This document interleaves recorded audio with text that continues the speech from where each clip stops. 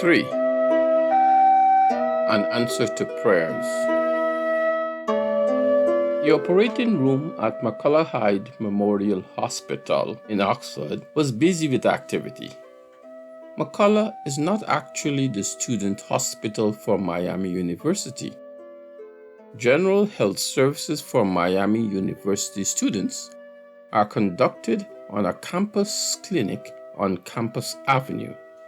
It is referred to as the Student Health Services, SHS.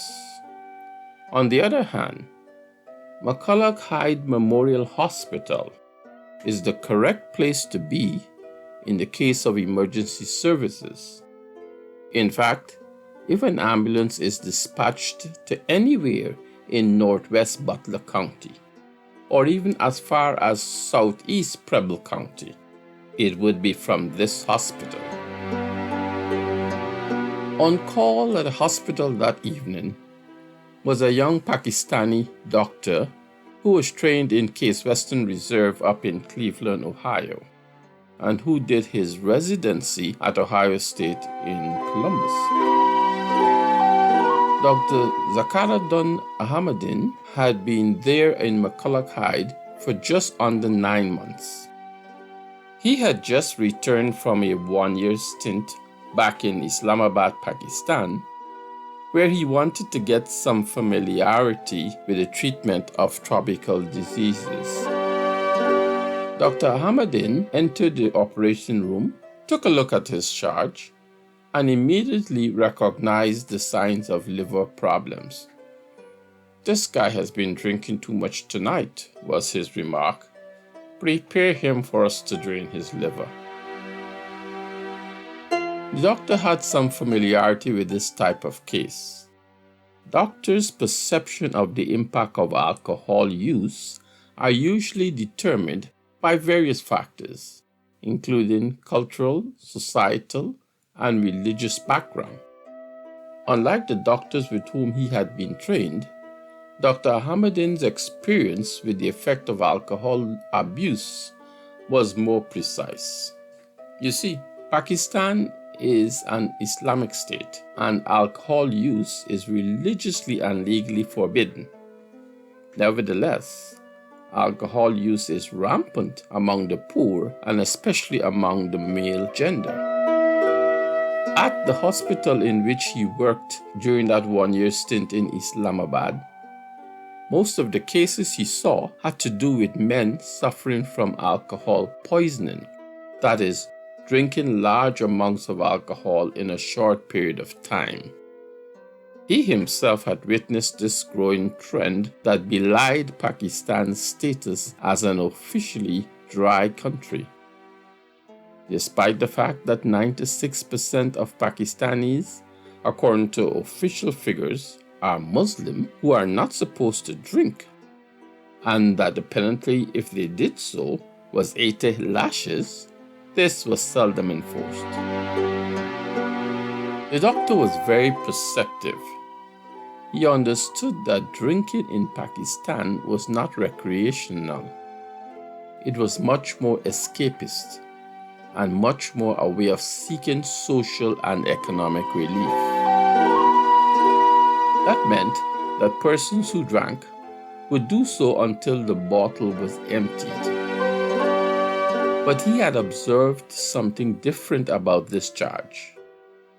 When the evidence of the toxins started to appear in the extraction bag, it was a trickle, but soon it began to flow more freely as the patient was fed intravenously with more fluids. Most of the attending nurses agreed that this must have been an incident of binge drinking. One of the nurses thought that she could help the doctor shed some light in this case by suggesting that binge drinking is a common practice in the fraternities at Miami. "Doctor, we need to find out which fraternity he belongs." Ahmadin was not impressed. He gently but firmly snapped back. "This guy is black. Very few of Miami's fraternities accept black Americans." However, Just scanning the physical body of his patient, the doctor realized that the increased flow was because his body was accustomed to a high level of metabolism. His conclusion was not on the possibility of binging aspects. He didn't really believe that for a minute. The more likely case was that this patient was an athlete.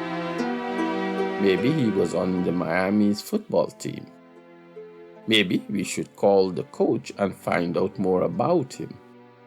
His last question was, who admitted this guy? Elsewhere, a different scenario was playing itself out. This is one of those sad stories in life in which the good news travels slower than the bad news. At 6:30 a.m. that Saturday morning, Michael saw a tweet on his phone that his best friend Eric had been rushed to the emergency ward of the university hospital. Michael was in total disbelief. He just knew that something very grave was about to happen to Eric. Before he could even gather his thoughts, his phone rang, but this time it was a stranger telling him that he was with Eric last night when they dropped him off at his uncle's apartment in Bedmin's Flats.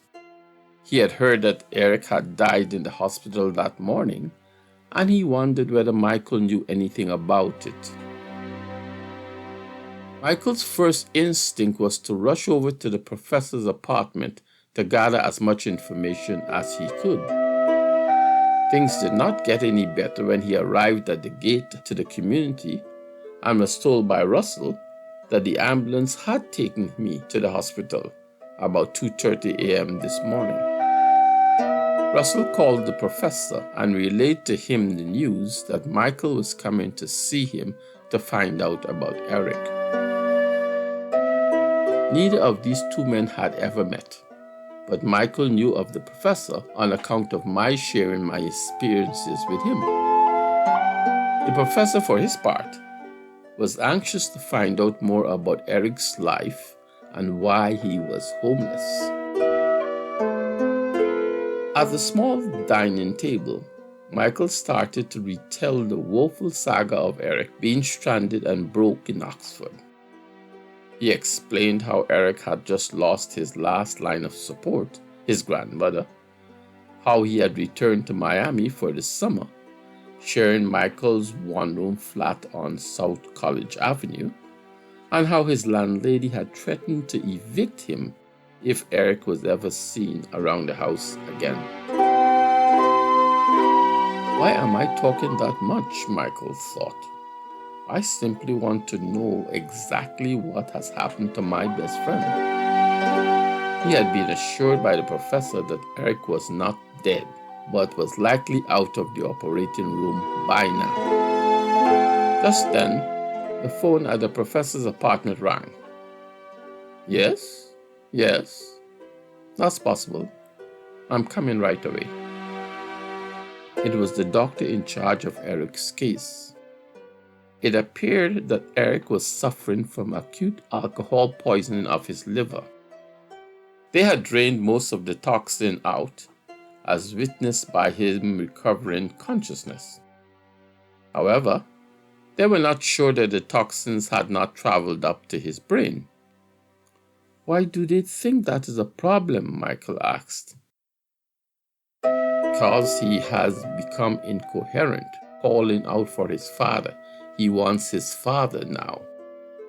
His father? Michael proclaimed. Eric does not have a father. He should be calling for his grandmother. I don't know, quipped the professor. But they want me to come up now to see whether he would recognize who I am.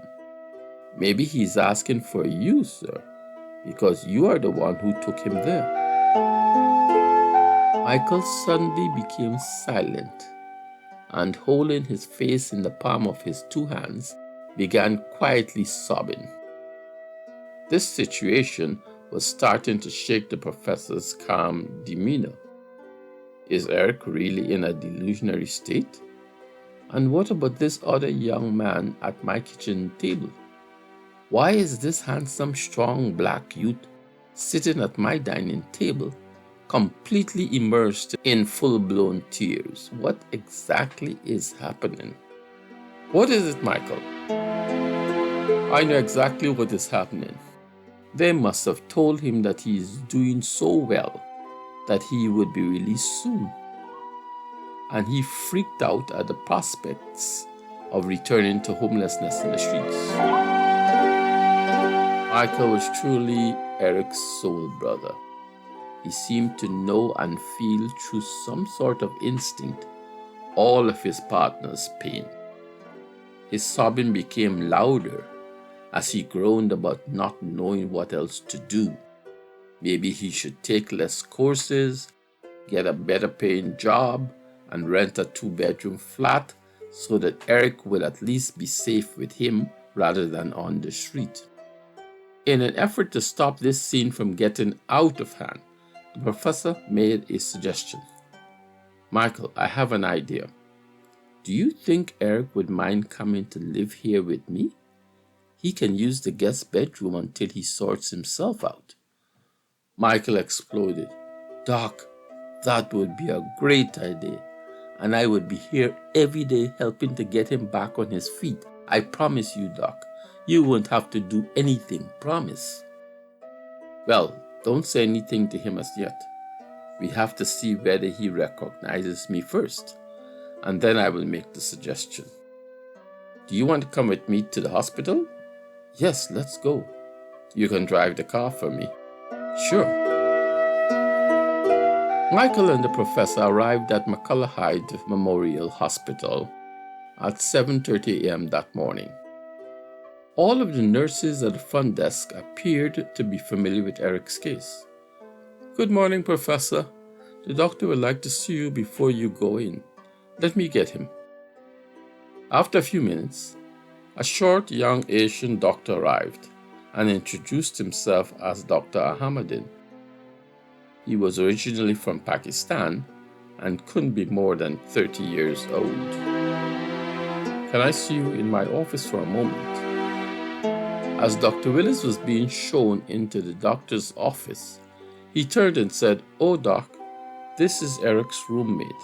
Can he go in and see him while we talk?"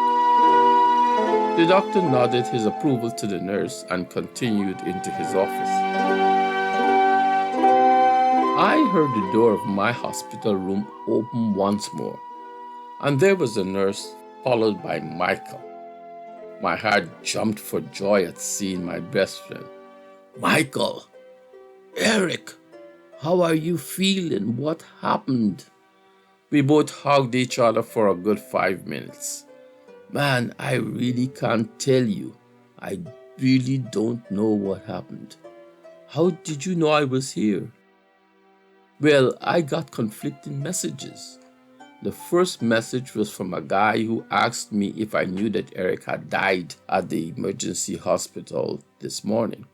Soon after, that was followed by another call from someone claiming to have been with you last night when they dropped you off by the professor's apartment early this morning. Yes, that must be one of my former teammates from track and field. I met them at the bar last night. Michael continued. Well, as soon as I heard all of that stuff, I got on my bike and immediately rode over to Bedmin Flats to find you. At the gate, a guard named Russell, he seemed to have known you. Well, he confirmed that you had been rushed to the emergency in an ambulance. Then Professor Willis got the call from the hospital, and I just came along. Oh, by the way, here is your phone. You left it at the professor's apartment. Meanwhile, Dr. Ahmadin had started to explain the seriousness of the situation to Dr. Willis. If in fact the toxins had reached his brain, we will pick up some telltale signals. The young doctor started to speak of toxic encephalopathy, which is characterized by changing in cognitive function, level of consciousness, and vigilance. The Bottom line is this: the neurotic effect will result in a wide range of neurological and psychiatric disorders, including subtle memory loss and cognition alteration. What do you mean, Doc? Eric wouldn't be able to recognize who I am? Or he would think that I am his father? That's exactly what we need to find out, and you can help us do that. The door to the recovery room opened again, but this time it was the doctor accompanied by Professor Willis. The doctor quickly excused himself, taking Michael and the nurse with him, and leaving me alone to face someone whom I loved as my role model. I started to cry once more. That seemed to be an uncontrollable reaction for me. Prof. calmly said, "Why are you crying, Eric? Are you still in pain?" "I'm sorry that I'm putting you through all of this trouble, Prof, after all that you've done for me." "Oh, that is no trouble at all. You don't know, Doc. I have been lying to the nurses, pretending that you are my father and demanding that they get you to come for me." Immediately, Professor Willis put his fingers on my lips, as if to gently say, "Shut up and listen." Then he leaned over and kissed me, saying, "That is a father kissing his son." I could not believe this was happening. I stretched out my hand and pulled his head back towards me and returned the kiss with my own volition. And that is a son returning a kiss to his loving dad. We hugged each other for another minute or so, and then he said, "They're likely to release you later today, and I want you to come and stay with me in the guest room until you get your act together. Don't worry about anything. Between me and Michael, we will take care of everything for you." All I could say was, "Thank you, Lord Jesus." You wouldn't have known how many times from the age of 3, when my grandma taught me how to pray, I would pray asking the Lord Jesus to bring my dad back to me. Well, he finally did, in the most unexpected of ways. I am finally going home, to a home and a dad that is mine. Thank you.